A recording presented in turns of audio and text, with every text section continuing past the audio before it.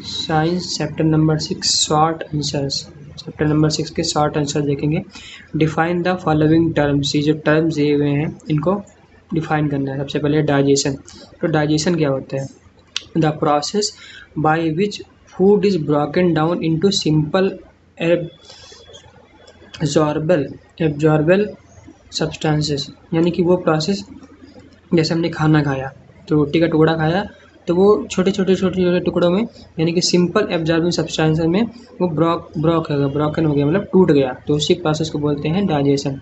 The process by which food is broken into simple absorbable substances. उसके बाद लिखा है माइक्रोवेव्स। माइक्रोब्स क्या होता है? तो माइक्रोवेव्स क्या होते हैं?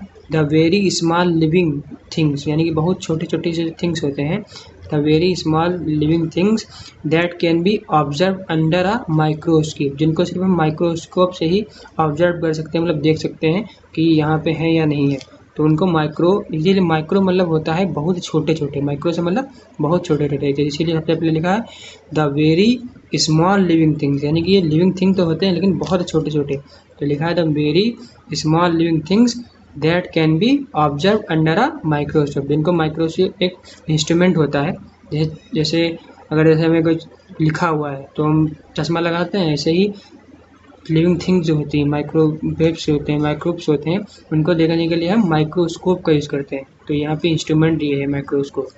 उसके बाद लिखा है प्लेक्यू। तो प्लेक्यू क्या होता है? Sticky and yellow coating. Sticky मतलब होता है चिपचिपा और येलो मतलब पीला।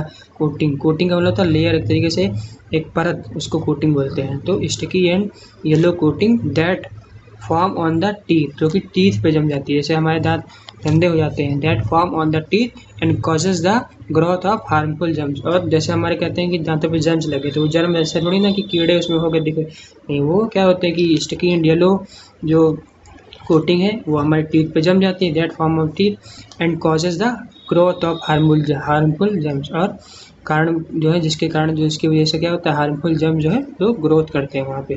तो इसीलिए कहते हैं ब्रश अच्छे से करना चाहिए कि दांत पीले, यानी कि जर्म्स को ग्रो हो रहे हैं वहाँ पर।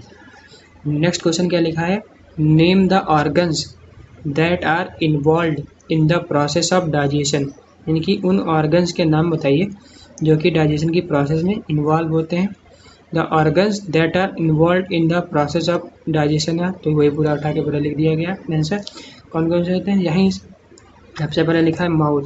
तो माउथ से ही स्टार्ट होता है डाइजेशन का प्रोसेस। ये फिल इन द ब्लैंक्स में भी आया था कि कहाँ से स्टार्ट होता है, माउथ से। सबसे पहले हम रोटी का डोरा खाते हैं तो माउथ से ही खाया हमने, पहले हो गया माउथ। तो ये सब सीरियल वाइज लिखना है, ये एक भी ऊपर नीचे नहीं कि जो पहले याद आ रहा है वो लिख दिया, ऐसा नहीं।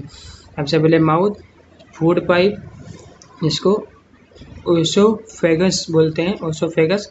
इसके बाद स्टमच आएगा, फिर लीवर, फिर आएगा गाल ब्लेडर, और फिर पेनक्रिस, उसके बाद स्मॉल इंटेस्टाइन, उसके बाद आएगा लार्ज इंटेस्टाइन, और उसके बाद एनस, सबसे लास्ट में एनस आएगा। तो कौन कौन से एक बार फिर से लिख लेते हैं। पहला माउथ, उसके बाद फूड पाइप, उसके बाद स्टमच, और उसके बाद लीवर 4 नंबर पे, उसके बाद गाल ब्लेडर, उसके बाद पैनक्रियस, उसके बाद स्मॉल इंटेस्टाइन, उसके बाद लार्ज इंटेस्टाइन, उसके बाद सबसे लास्ट में एनस आएगा। Write a note on tooth and its part. Third question है write a note on tooth and its part, यानी कि शॉर्ट नोट लिखिए टूथ पर और इसके पार्ट्स पे कि इसमें कौन कौन से पार्ट्स होते हैं। उसके बाद नेक्स्ट कहा है explain the structure of a tooth with a well labelled diagram, यानी कि वेल लेवल डायग्राम की हेल्प से आपको टूथ की स्ट्रक्चर को भी एक्सप्लेन करना है।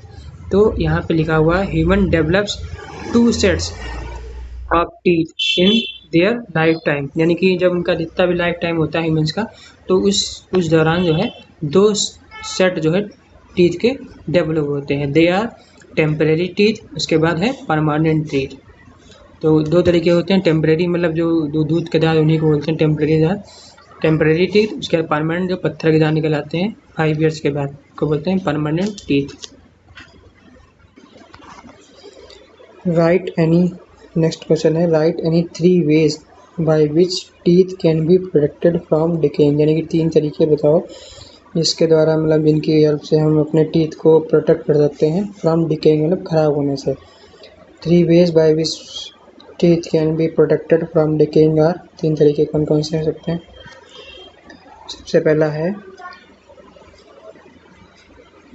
Brush your teeth. Brush your teeth यानी कि brush your teeth twice a day, यानी कि दिन में 2 बार ब्रश करना चाहिए, अपने टीथ को दांतों को ब्रश करना चाहिए प्रॉपरली इन राइट मैनर, यानी कि सही तरीके से, नहीं कि 2 मिनट किया इधर उधर बस ब्रश लाया और चले जाए।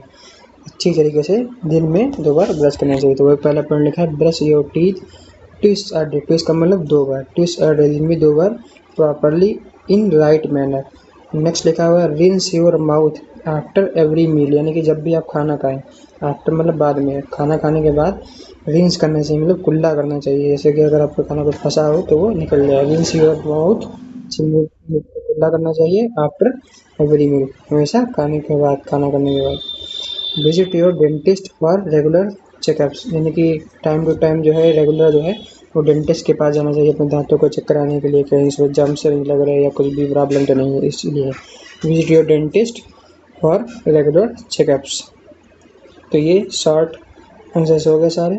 इसके बाद लॉन्ग आंसर स्टार्ट होते हैं। लॉन्ग आंसर्स नेक्स्ट वीडियो में देखेंगे।